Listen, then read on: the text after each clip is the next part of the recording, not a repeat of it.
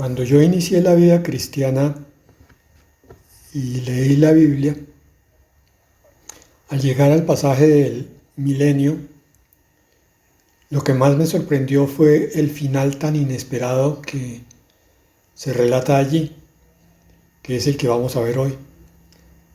La rebelión final, que está en Apocalipsis 20, versículos 7 al 10, y vamos a aprovechar el tema para hacer un análisis del problema de la rebeldía. Vamos a leer entonces el texto bíblico. Apocalipsis 27 al 10. Cuando los 1000 años se cumplan, Satanás será soltado de su prisión y saldrá a engañar a las naciones que están en los 4 ángulos de la tierra, a Gog y a Magog, a fin de reunirlos para la batalla, el número de los cuales es como la arena del mar. Y subieron sobre la anchura de la tierra y rodearon el campamento de los santos y la ciudad amada. Y de Dios descendió fuego del cielo y los consumió. Y el diablo que los engañaba fue arrojado en el lago de fuego y azufre, donde están la bestia y el falso profeta, y serán atormentados día y noche por los siglos de los siglos.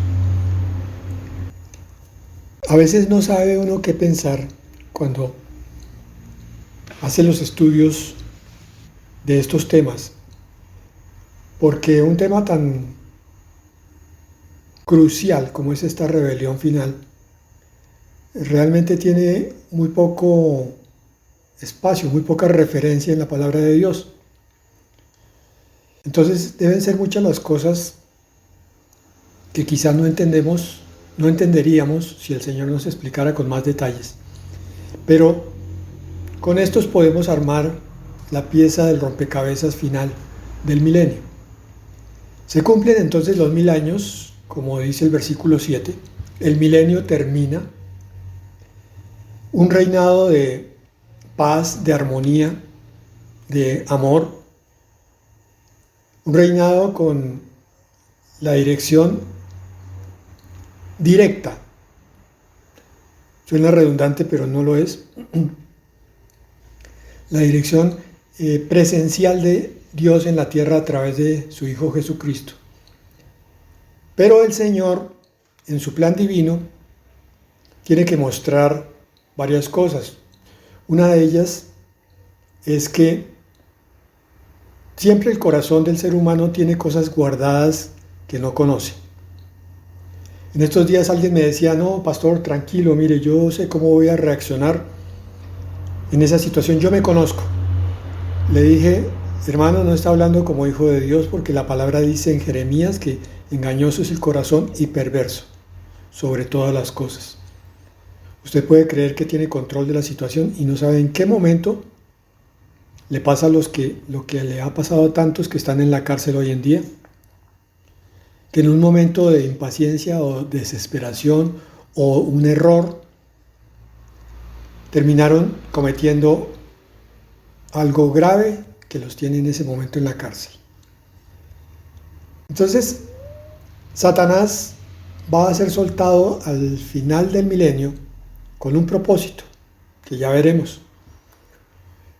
Y sale de su prisión en la cual estuvo esos 1000 años, y dice el versículo 8 que sale a engañar, directamente a engañar a las naciones, y está descrito aquí como que están en los 4 ángulos de la tierra, o sea, todas las naciones.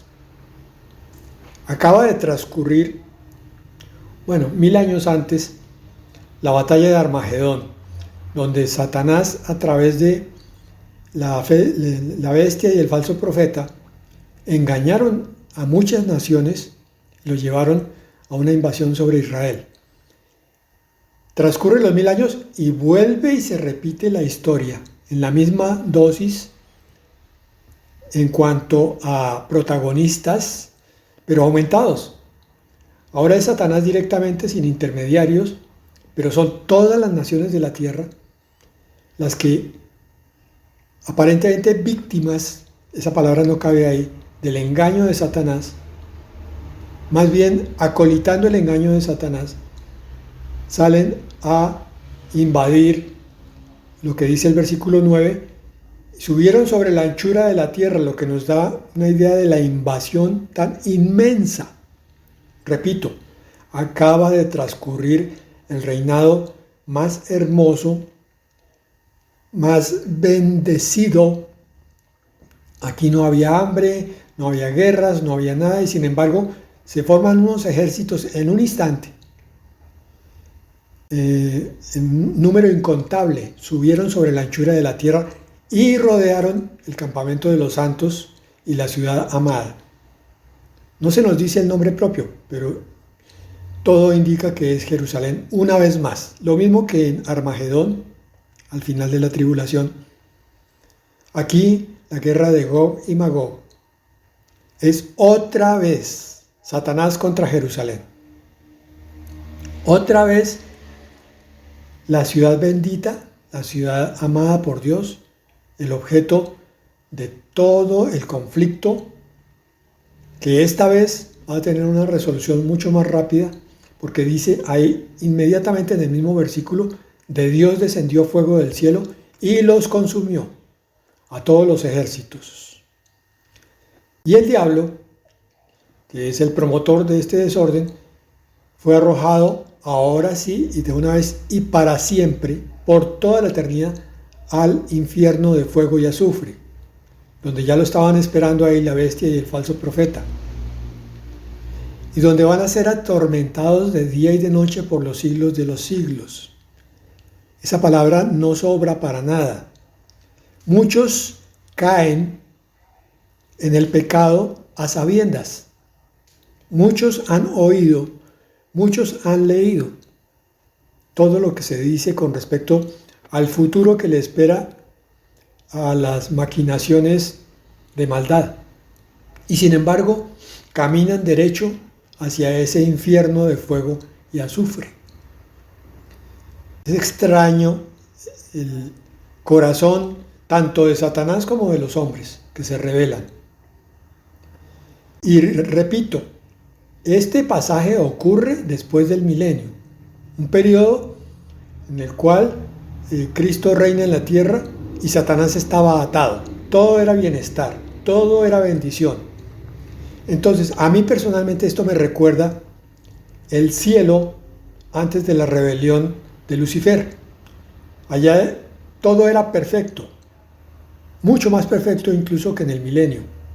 Y sin embargo, alguien se rebela, encabeza una rebelión masiva también, Satanás con los ángeles rebeldes.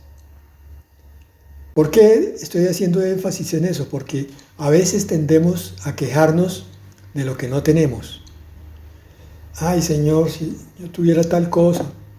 Pero esta palabra nos muestra que aún teniéndolo todo, aún siendo bendecido de día y de noche, aún estando la presencia de Dios vivo frente a frente, hay algo, un germen, una infección oculta que lleva a la rebelión final. Entonces tenemos dos componentes. La liberación de Satanás sirve para demostrar la incorregible naturaleza del corazón humano. No importa lo que se le dé, y eso es algo que no aprenden nuestros líderes políticos. No importa si está subsidiado, no importa si tiene techo, si tiene educación, si tiene salud, no importa. El corazón del hombre siempre va a estar propendiendo hacia el mal. Entonces, es un desconocimiento total de la justicia de Dios cuando algunos ilusos piensan que por darle un salario justo y a veces más que justo, o un subsidio a una persona, con eso lo va a aquietar y va a quitar las malas inclinaciones. Según la Biblia, eso no es posible. Este pasaje lo que marca es la necesidad absoluta de la gracia divina para la salvación y la transformación, porque la humanidad por sí sola lleva en sí el pecado. Y es lo que dice Jeremías 17:9. Perverso es el corazón sobre todas las cosas y engañoso. Pero en esta tragedia de la injusticia en el mundo, pues hay dos protagonistas: el corazón malvado del hombre y Satanás, que su papel principal siempre ha sido el de engañar. Pero ¿qué es lo que hace Satanás? Satanás es parte del plan de Dios para permitir que lo oculto del corazón salga a la luz. Como Satanás no estaba y el juicio de Cristo en la tierra era férreo, con un cetro de hierro, dice la palabra, entonces los corazones, muchos de ellos disimulando justicia, pero apenas se presenta la oportunidad, sale lo que estaba oculto. Y terminan entonces en lo que aquí Apocalipsis llama Gog y Magog, que está también descrito en Ezequiel 38-39, los capítulos 38 y 39. Algunos dicen que Armagedón es más o menos lo mismo que Gog y Magog en la tribulación. A mí personalmente me parece que una cosa es Armagedón y que Gog y Magog está más bien reservada para la última guerra, que es lo que estamos viendo hoy. Esta rebelión es muy breve, porque inmediatamente ya el Señor probó lo que tenía que probar a todos los corazones, a todos los ángeles y a todos los demonios, y les dice: miren, si un corazón no se somete a Dios completa y plenamente, es propenso, es susceptible a incubar en sí mismo una pequeñísima partícula de rebeldía que termina produciendo una catástrofe espiritual en el ser. Así que por eso es que yo les propongo que siempre se rindan a mí. Más o menos es el mensaje del Señor. Y se los voy a probar desde el principio hasta el final. Adán y Eva tenían todo en el paraíso, se rebelaron. Les quité todo y en las primeras épocas de la historia bíblica no tenían y se rebelaron. Les di la ley para guiarlos y se rebelaron. Les di el Espíritu Santo en la iglesia para que produjera la santidad, para que estuvieran en la gracia y pudieran cumplir toda la ley, y se rebelaron. Traje el gobierno de mi Hijo al mundo, un gobierno perfecto, un planeta transformado, y se rebelaron. Entonces, solamente aquellos que finalmente terminan doblando rodilla, inclinando su cerviz, son los que van a vivir conmigo en la eternidad. Y está más que comprobado que el que no se somete a mí no puede estar en la santidad de Dios. Ese sería como el sumum, como el resumen de lo que es el mensaje de Dios a través de la escritura de tapa a tapa. Y es un mensaje para nosotros, porque los rebeldes siempre son consumidos por el fuego divino de la justicia, y Satanás va a ser arrojado al lago de fuego y azufre. Pero entonces la palabra dice: vivo yo, que toda rodilla se doblará. Y ahí es donde yo personalmente siempre me digo a mí mismo: si toda rodilla va a terminar doblándose, tanto de los justos que decidieron caminar con Dios, como de los injustos que decidieron rebelarse, ¿por qué entonces no doblamos la rodilla desde ya, en forma voluntaria, con una decisión a toda prueba, y diciéndole: Señor, yo quiero conocer las riquezas de la vida contigo, porque tú no obligas a andar contigo, tú estás simplemente ofreciendo una vida contigo, pero para el corazón que se somete. Entonces muéstrame, Señor, lo que es la vida de santidad, la paz, la gracia, la esperanza, la plenitud, la armonía que hay en el vivir contigo. Y que si hay algo rebelde en mí, Señor, sea aplacado. Entonces, ¿Cómo se manifiesta la rebeldía según la Biblia?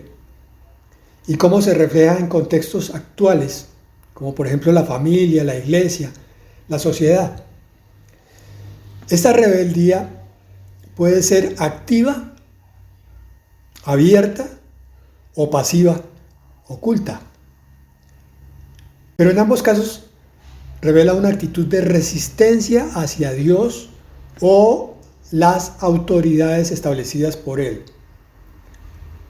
Él pone autoridades como prueba del corazón de cada uno de nosotros. Autoridades justas y autoridades injustas. Cuando encontramos a alguien que es justo en su gobierno humano, una autoridad, cualquiera, un gobernante, un agente de policía, es fácil obedecerlo, pero también hay algo en el corazón humano, en cada uno de nosotros, que tiende a rebelarse. Pero cuando la autoridad es injusta, debemos seguir sometiendo cabeza, salvo que esa autoridad nos ponga en contra de Dios y de su palabra. Entonces, esa rebeldía tiene dos dimensiones. Una rebeldía, digámoslo así, injusta, que es la desobediencia a priori, porque sí, porque es autoridad o porque es Dios. Y yo sé que estoy haciendo mal, pero lo hago. Y la otra es la rebeldía justa, dijéramos así, que es rebelarse uno contra una autoridad que lo obligue a blasfemar contra Dios. Entonces, la rebeldía se manifiesta primero en desobediencia directa, rechazo claro a la instrucción de Dios o sus representantes. Números 14:9 dice: por tanto, no seáis rebeldes contra Jehová, ni temáis al pueblo de esta tierra, porque nosotros los comeremos como pan. Su amparo se ha apartado de ellos y con nosotros está Jehová, no los temáis. Este versículo es la respuesta de Josué a los comentarios que había hecho el pueblo de Israel a raíz de la penetración que hicieron los 12 espías en Canaán. Cuando vinieron diciendo que los habitantes de Canaán eran unos gigantes, que no iban a poder ser vencidos, Josué y Caleb dijeron: sí se puede, porque con Dios todo se puede. Ellos dos creyeron y los otros 10 no creyeron, y esa incredulidad contaminó al resto de la tierra, y eso pasa hoy exactamente igual. No hay sino que uno se levante con cierta incredulidad en una iglesia y caen como moscas unos cuantos contagiados. En cambio, cuando alguien se levanta con un testimonio de fe, son más las miradas como de duda. No, eso es para él, pero a mí quién sabe. Hermanos, miren, una de las cargas difíciles de un pastorado es encontrarse con ovejitas difíciles de guiar. Es como si uno las estuviera arrastrando, como si casi que las estuviera obligando a caminar conforme a lo que Dios dice. Y la ovejita dice: no, déjeme a mí ser como yo quiero. Me estoy golpeando, pero no importa. Me siento bien siendo rebelde. Y en cambio el testimonio de los sometidos al Señor es mucho más escaso. Esa alegría la tiene el pastor en forma menos frecuente que los sabores o sinsabores amargos que producen los rebeldes. Fuera de que el pastor tiene que luchar con su propia rebeldía, muchas veces tiene que luchar también con la rebeldía de un porcentaje grande de la congregación, por desobediencia directa. Y si no, el segundo, por quejas y murmuración, que es una crítica constante contra la autoridad o situación que se está viviendo. Éxodo 16, 2 al 3 dice: y toda la congregación de los hijos de Israel murmuró contra Moisés y a Aarón en el desierto. Y les decían los hijos de Israel: ojalá hubiéramos muerto por mano de Jehová en la tierra de Egipto, cuando nos sentábamos a las ollas de carne, cuando comíamos pan hasta saciarnos. Pues nos habéis sacado a este desierto para matar de hambre a toda esta multitud. El pueblo estaba siendo guiado por Dios directamente a través de la mano de Moisés. Y el pueblo se queja de Moisés. En primera instancia, aunque en el fondo se está quejando de Dios, está murmurando contra Dios. Ay, Señor, pero es que esto no me gusta. Señor, es que esta iglesia que tú me diste, es que mira lo que hacen allá y mira lo que hacen allá. Hermano, pero le están predicando sana doctrina. Sí, pastor, pero es que yo no me acomodo. Quejas y murmuración. Signo de rebeldía. Tercero, dureza de corazón. Estamos en las manifestaciones de rebeldía. Dureza de corazón. Negarse a escuchar, a ser corregido o a cambiar. Jeremías 5:23 dice: pero este pueblo tiene corazón endurecido y rebelde. Se apartaron y se fueron. Y a medida que va pasando el tiempo, la rebelión va aumentando. Uno ve grupos, familias completas que van a la iglesia, están 2, 3, 6 meses y ¡zas!, se fueron otra vez. Y regresan de pronto a los 2 años y otra vez están 3 meses y se van. Corazón duro y rebelde. Cuarto, hipocresía religiosa. Bueno, estos no se van, qué bueno. Es practicar lo externo, pero sin sumisión real a Dios. Isaías 29:13 dice pues el Señor: porque este pueblo se acerca a mí con su boca y con sus labios me honra, pero su corazón está lejos de mí, y su temor de mí no es más que un mandamiento de hombres que les ha sido enseñado. Una tradición, una religión. Antes eran católicos, ahora son cristianos, pero la misma cosa. Iban a misa de vez en cuando, van a culto de vez en cuando. Pero pastor, ¿por qué el culto es obediencia? ¿Por qué uno no puede ser obediente a Dios solamente en su casa? No, hermano, la palabra está: busca a Dios en lo íntimo y en lo secreto. Es lo que el Señor enseña sobre la oración. Cierra la puerta y habla con Dios. Pero también enseña no dejando de congregaros como algunos tienen por costumbre. Son las dos cosas, porque Dios, que es sabio, Él da de una manera, en el cuarto secreto, sus bendiciones, su presencia, su crecimiento a aquel que lo está buscando en lo íntimo. Pero da de otra manera, otra vez, su presencia, su crecimiento, sus bendiciones, cuando se congrega ese mismo cristiano que estaba en lo secreto. El cristiano que solamente se congrega y no tiene comunión en lo secreto, no está creciendo. Igual, al revés, el cristiano que solamente tiene comunión en lo secreto, no me parece que sea correcto el término, pero bueno, supongamos, pero no se congrega, tampoco está creciendo. Son las dos cosas. Esto es una congregación. Entonces, no estoy diciendo que necesariamente tengan que conseguir una iglesia los que están aquí, pero sí estoy diciendo, si el Señor los llama a una congregación física, vayan y den de gracia lo que Dios les da de gracia y trabajen para el Señor. Es para el Señor, no para los hombres. La iglesia no es para sentirse uno bien, la iglesia es para servir a Dios, adorar a Dios y servir al pueblo de Dios. Quinto, orgullo y autosuficiencia, formas de rebelión. Confiar en uno más que en Dios. Proverbios 16:18 dice: antes del quebrantamiento es la soberbia, y antes de la caída, la altivez de espíritu. Cuando yo confío en mí, termino en un tropezón mayúsculo, con heridas, con dolores, con golpes. Cuando descanso en Dios y no me fío de mi propia prudencia, entonces tengo bendición. ¿Cuántas decisiones tomamos sin consultar a Dios, hermanos? Orgullo y autosuficiencia. Y sexto, rechazo de la corrección.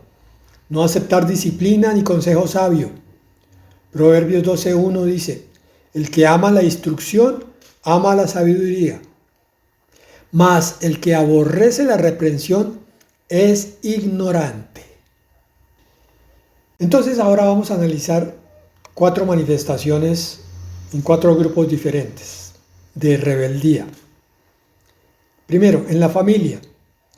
La rebeldía se manifiesta en las relaciones interpersonales, especialmente entre padres e hijos, también entre esposo y esposa.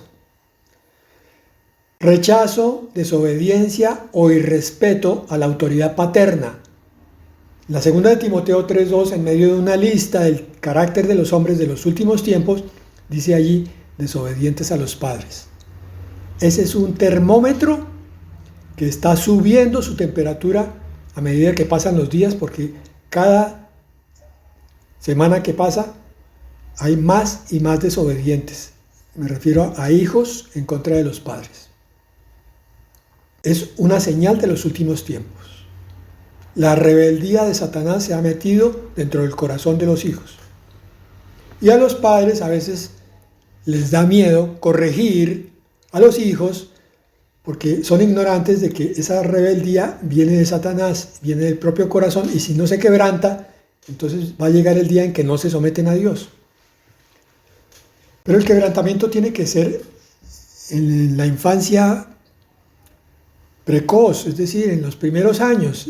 Ya quebrantar a un muchachote de 25, de 20 años, ya es imposible. Si no lo hicieron a los 3, 4 años. Y por otro lado, también es rebelión los padres autoritarios que producen rebeldía en los hijos. Efesios 6:4 dice, no provoquéis a ira a vuestros hijos. O sea, padres no sabios que no saben cómo hablarle a un hijo con la palabra de Dios, con la autoridad de Dios, y más bien entonces les hablan con dureza y los hijos terminan rebelándose por esa injusticia de los padres. Segundo, rebelión en la iglesia. Ya vimos algunas cosas atrás, pero aquí volvemos a ver. La rebelión en el cuerpo de Cristo se ve cuando los creyentes, primero, desprecian la autoridad pastoral. Hebreos 13:17 dice, obedeced a vuestros pastores. Ay, pastor, pero es que usted no sabe el pastor que yo tengo en mi iglesia. Es que a veces, digo, hermano, ¿ya oró usted? ¿Ya le preguntó al Señor si realmente usted tiene que exhortar a su pastor? Porque si es así, hágalo. Pero si no es así, siga orando y sea humilde. Porque de pronto su pastor tiene un conflicto que usted no entiende.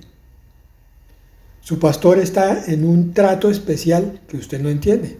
Y de pronto usted lo está juzgando.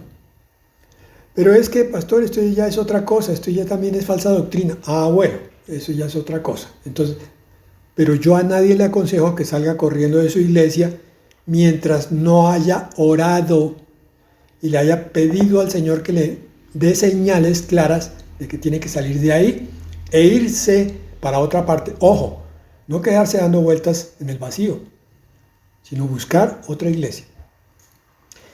La rebeldía se ve cuando los creyentes producen divisiones y contiendas. Primera de Corintios 3:3 es un versículo donde Pablo está hablando de los carnales y dice, no habiendo entre vosotros iras, celos, contiendas y divisiones, ¿no sois carnales? Esta palabra también se puede aplicar para los hogares, donde hay ira, celos, contiendas y divisiones en un hogar, es porque hay rebelión y orgullo. En la iglesia se ve cuando los creyentes producen un rechazo del mensaje bíblico. Segunda de Timoteo 4:3-4 habla de que no sufrirán la sana doctrina. Ay, pastor, usted siempre con los mismos temas. Yo quiero un tema interesante, algo que tenga que ver de pronto con, qué sé yo, una cosa que no esté ahí en la Biblia, que ya me la sé al derecho y al revés. La sana doctrina es todo lo que está en la Escritura. Se corre el riesgo de salirse de la sana doctrina cuando se le están haciendo agregados a lo que dice la Escritura. Es que fulano sabe mucho. Sí, bueno, qué bendición que sepa mucho, pero que se atenga a la Escritura, sola Escritura. Falta de sujeción y comunión, Judas 1:18. Ellos causan divisiones, no tienen el espíritu. Miren, el factor de unión en un hogar y en una iglesia y en una sociedad es el Espíritu Santo de Dios. ¿Por qué? Porque el Espíritu Santo le va a hablar a mi hermana de la derecha y le va a decir lo mismo que me dice a mí y lo mismo que le dice al hermano de la izquierda. Y los tres vamos a estar de común acuerdo. En cambio, el espíritu que viene de Satanás le dice una cosa a uno, otra cosa al otro y otra al otro y los pone a pelear a todos. Tercero, en la sociedad, desprecio por la ley y la moral. Como dice Isaías 5:20, a lo malo dicen bueno. Y eso sí que se está viendo hoy. Cosas que hace 10 años, hace 30 años, hace nada más 5 eran malas, hoy ahora son buenas. No, sí, y hay hasta una ley en el Congreso. ¿Y qué hacemos? La ley en el Congreso no es una ley divina. Lo malo es malo y lo bueno es bueno. En la sociedad, rechazo de la autoridad civil. Romanos 13, del 1 al 2 dice, toda autoridad ha sido establecida por Dios. Aunque sea injusta, es permitida por Dios, para probar mi corazón. Y ya dije, ¿cuándo no debo obedecer? Pero ¿cuándo sí debo? Cuando esa autoridad injusta tome normas justas. Otra forma de rechazo, de rebelión en la sociedad, promoción del pecado como libertad. Segunda de Pedro 2:19. Prometen libertad siendo ellos esclavos del pecado. Es lo que está pasando hoy con tantas tendencias sexuales y de consumo de drogas y otras cosas que dice que es por libertad. Permitir el libre desarrollo de la personalidad. Argumento más satánico que ese. Y rebeldía contra el orden natural de Dios. Romanos 1, del 21 al 32, nos habla en ese pasaje largo de la degradación progresiva por rechazar a Dios. No reconocieron a Dios ni le dieron gloria. Entonces van tomando una escalera en descenso de degradación, de pecado en pecado cada vez mayor y mayor y mayor. Y entre más abajo están, más rebeldes son. Y el cuarto aspecto de rebelión es la rebeldía interna y espiritual. Ya casi terminamos. Más allá de las acciones, la rebeldía es una condición del corazón. Ezequiel 2, 3 al 4 dice, hijos de duro rostro y obstinado corazón son estos. Estoy sacando solamente una parte de ese pasaje.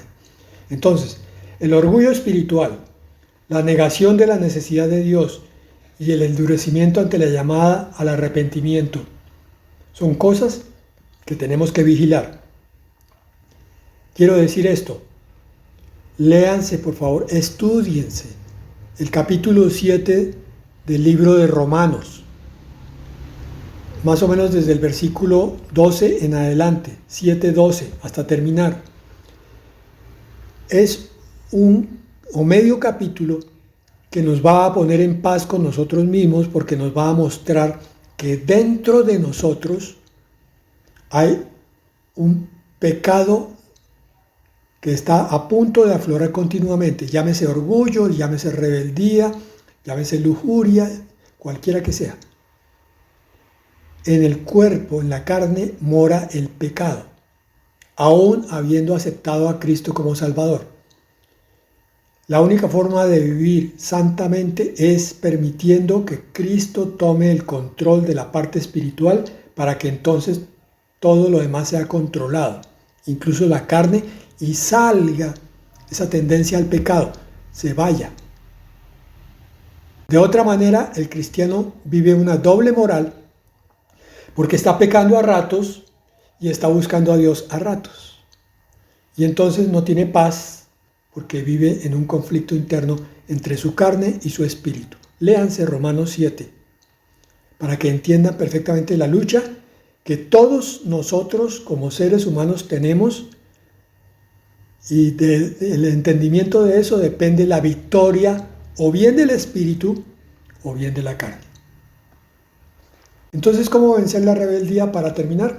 Primero, reconocerla, obviamente. No se puede sanar lo que no se acepta. Si yo no sé que soy rebelde en el fondo, voy a decir, no, yo soy muy humilde. Segundo, arrepentirse sinceramente. El arrepentimiento es no solo el dolor del pecado, sino el cambio de actitud. Tercero, someterse a Dios y a su palabra. Esto es crucial. Yo puedo arrepentirme cuantas veces quiera, pero si no me someto a Dios, vuelvo a caer. Cuando me someto a Dios, entonces recibo un corazón nuevo, un vestido nuevo, una vida nueva, que es la que me va a garantizar la victoria sobre el pecado. Y por consiguiente, la última parte es vivir bajo el control del Espíritu Santo. ¿Cómo? Básicamente de dos maneras. Leyendo continuamente la palabra, hermanos. Estoy diciendo, no es una vez por semana, es varias veces al día. Ay, pastor, no tengo tiempo. Hermano, sí tienes tiempo. Te garantizo que tienes tiempo para oír cualquier cosa en redes sociales. 5 minutos sacas, así sea, para mirar tu WhatsApp.